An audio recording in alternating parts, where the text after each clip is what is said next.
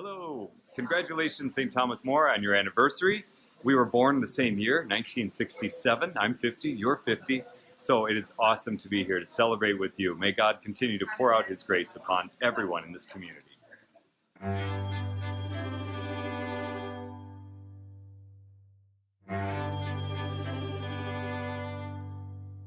Tonight we celebrate the grace provided by the Church of St. Thomas More over the past 50 years. But the roots of our parish are several decades older.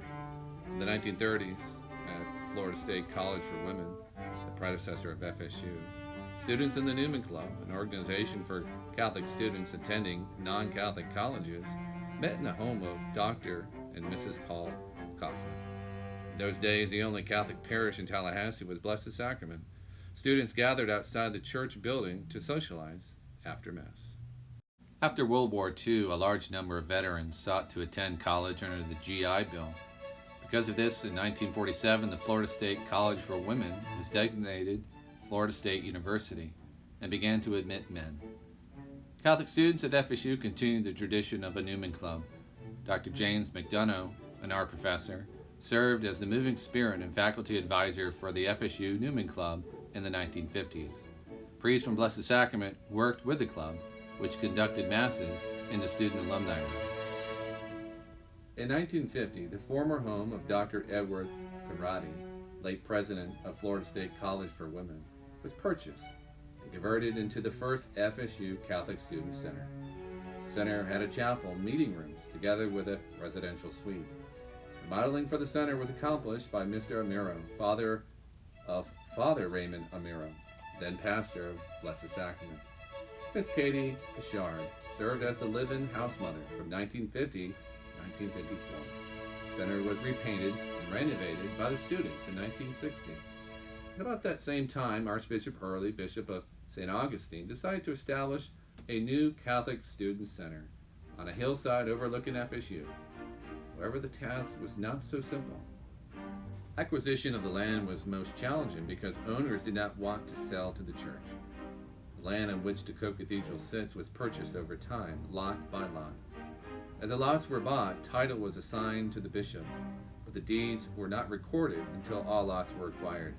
Highland Realty Company of Miami and Mr. Jesse Warren Esquire helped to secure the transactions. In 1963, Father Irvine Nugent, Chancellor of the Diocese, sent a set of preliminary plans to Father Patrick Madden, pastor of Blessed Sacrament. Father Madden reviewed the plans and suggested the chapel design be enlarged to a seating capacity of 900.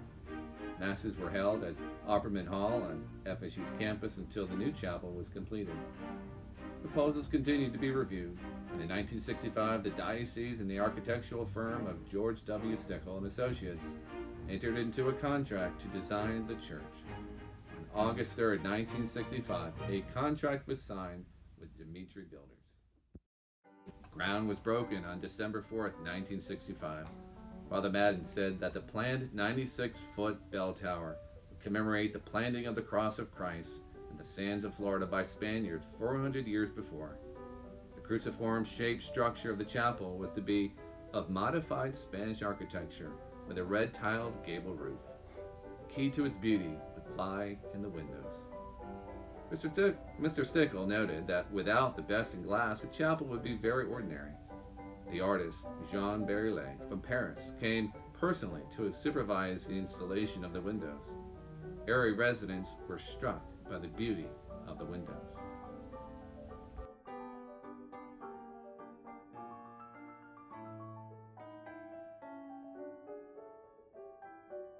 The first Mass at the new church was celebrated on June 4, 1967. Church was officially dedicated on October 8, 1967. In his homily at the dedication, Archbishop Hurley said, "By the formal rites of dedication, we have launched this chapel, particularly on its career of enlightenment and of hope and of goodwill. It will serve an important group of people, the university community." He continues, "For the docentes et descentes, teachers and the taught, it will be a place for the sacrifice of the Mass and for prayer. The chapel, and particularly the tower, is a thing of beauty that rises above the limitations of matter and space and time, that invites the human spirit to soar in his quest for God, he says.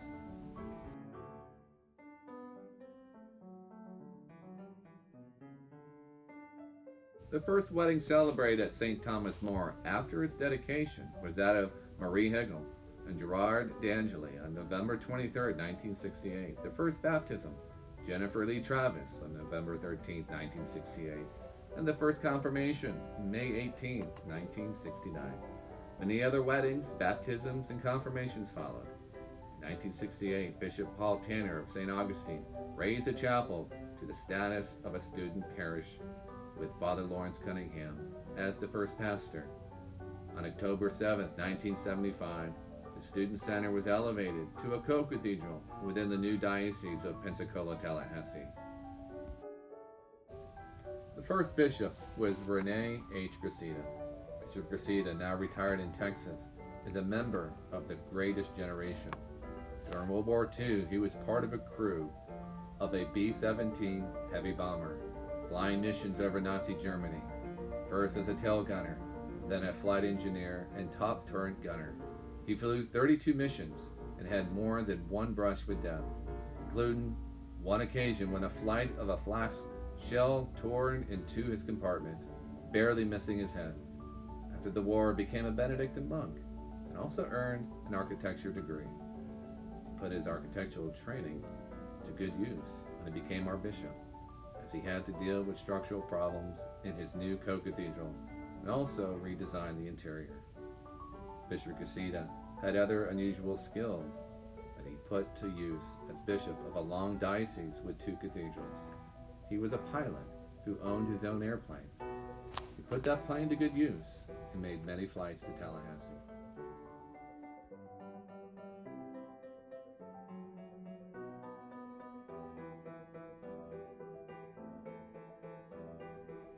Bishop Cressida was succeeded by J. Keith Simons in 1983.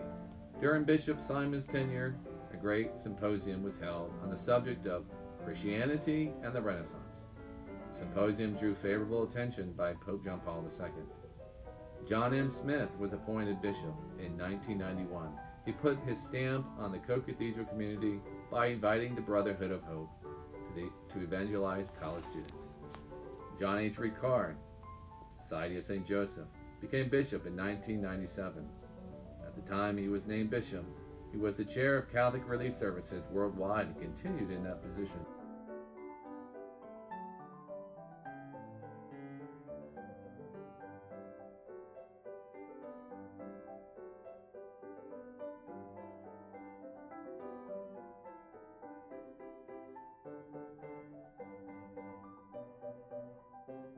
In 2012, Gregory Lawrence Parks became bishop of our diocese, serving until 2017. Bishop Parks had a finance degree from FSU, which stood him in good stead in dealing with the complexities of running a modern diocese. On May 29th of this year, it was announced that the Holy Father had appointed William A. Walk from the Congregation of Holy Cross as our next bishop. Bishop Walk celebrated Mass at his new Co-Cathedral for the first time at 11:45 on August 27, 2017, followed by 3 hours of standing in a receiving line, meeting and blessing his new flock, followed by celebrating his second Mass at the Co-Cathedral at 6 p.m. Many priests and religious have served the people of St. Thomas More over the years. I'm sure some here tonight will remember those whose names are listed here.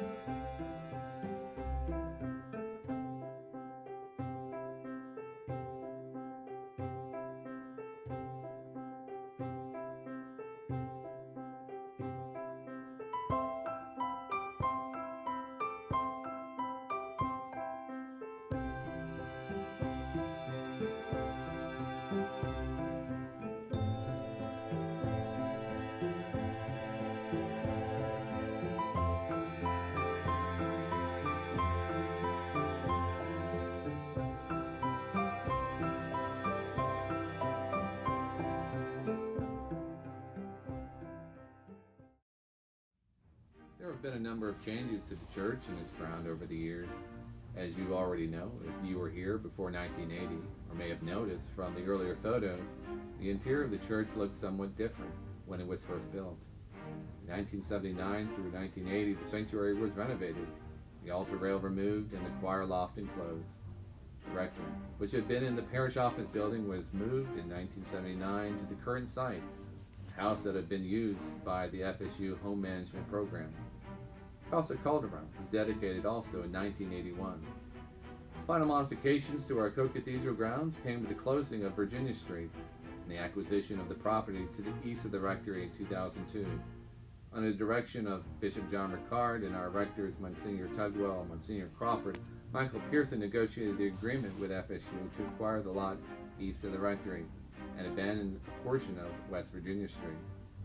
Tom Jordan, architect, and Rich Buss, engineer, designed the new streetscape in Monsignor Crawford. Rich Buss and Sylvia Alderman, Esquire, helped the parents secure the city's abandonment of the public street and transfer of ownership to the church. The result was a beautifully landscaped plaza between the church and Tennessee Street, and sidewalk with Stations of the Cross.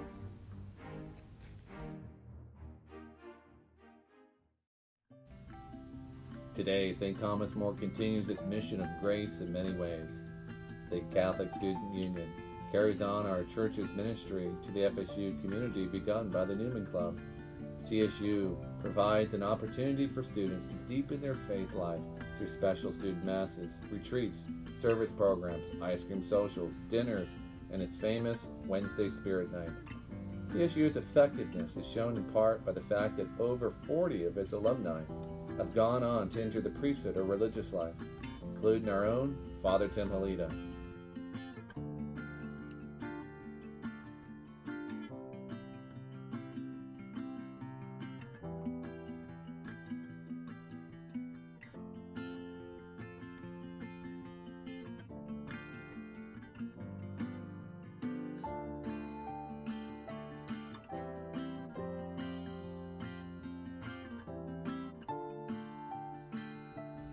The Brotherhood of Hope plays an important role in campus ministry.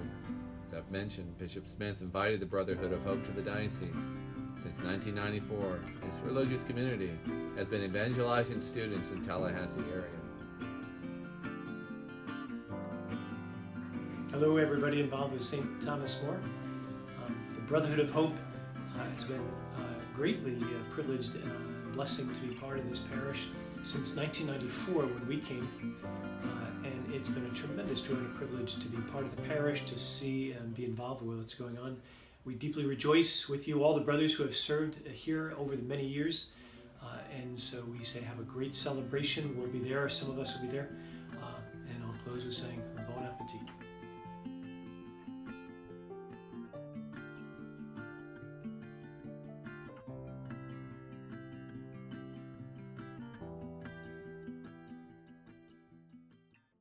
St. Thomas More is now proud to welcome the Franciscan Sisters, TOR of Penance of the Sorrowful Mother, also work with CSU and are an integral part of St. Thomas More evangelization mission.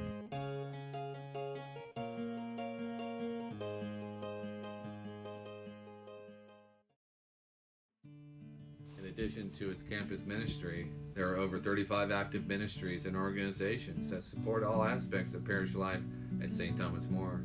Among these are those that support the liturgy, including lectors, musicians, ushers, sacristans, extraordinary ministers, and altar servers. There are also ministries that educate and evangelize, including religious education for children, youth, and adults, help them understand our faith and prepare them for the sacraments or entry to the Catholic faith. There are those who help the poor, such as the St. Vincent de Paul Society, and our program to aid our sister parish in Haiti, St. Elizabeth. There is also the Pastoral Council, which advises the rector on many important issues. There are those who spend countless hours washing and ironing cloths and purificators, cleaning and decorating the church for Easter, Christmas, and other important events. Finally, in speaking of the people who make the parish run, I will be remiss if I didn't mention our wonderful office and support staff.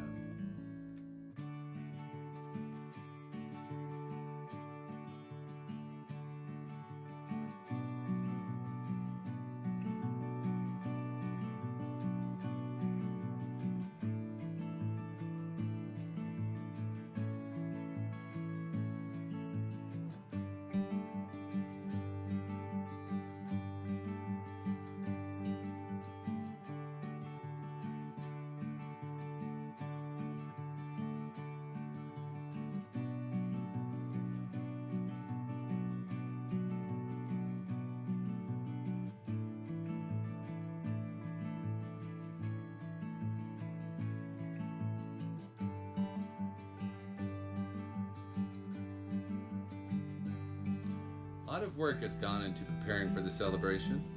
Most of its events, such as this banquet and the parish picnic to come, will leave only memories and photos. One item, however, will last longer. As I mentioned earlier, the most striking feature of our church is its windows, especially the great window at the main entrance with the image of the risen Lord. Fortunately, over the years, some of the glass has been deteriorating, especially noticeable in the figure of Christ. In order to prepare for this anniversary celebration, we were determined to return this image to its original beauty. With God's help, we were able to raise the funds, find an artisan, and accomplish the restoration in time for this great celebration. I hope you agree that the effort was well worth it. 50 years is not a long time in human history, and to God, it's less than the blink of an eye. But to individual people, it's almost a lifetime. First babies who were baptized here are now middle-aged. Students who attended St. Thomas More when it was a student chapel are now seniors. And those beautiful couples who said their marriage vows under the loving gaze of the image of our Lord's face are now grandparents. St. Thomas More, as student chapel, parish church, and Co-Cathedral, has been the site of many baptisms, first communions, confirmations, weddings, a few ordinations, and not a few funerals. Our Lord said that a city on a mountaintop cannot be hidden. We pray that St. Thomas More, on its hilltop, will serve as beacon of faith for many years to come, and that just as the image in the great window was restored to its original beauty, so our Lord will someday restore us to the beauty that He originally intended. Thank you for journeying with us down the road of 50 years of grace. We hope you enjoyed this presentation of the history of St. Thomas More, not just through its building and structure, but through its evangelization. God has blessed us for the last 50 years, and we're confident that He's going to bless us for another 50 years as we come to celebrate our 100th anniversary. Until then, may God bless you.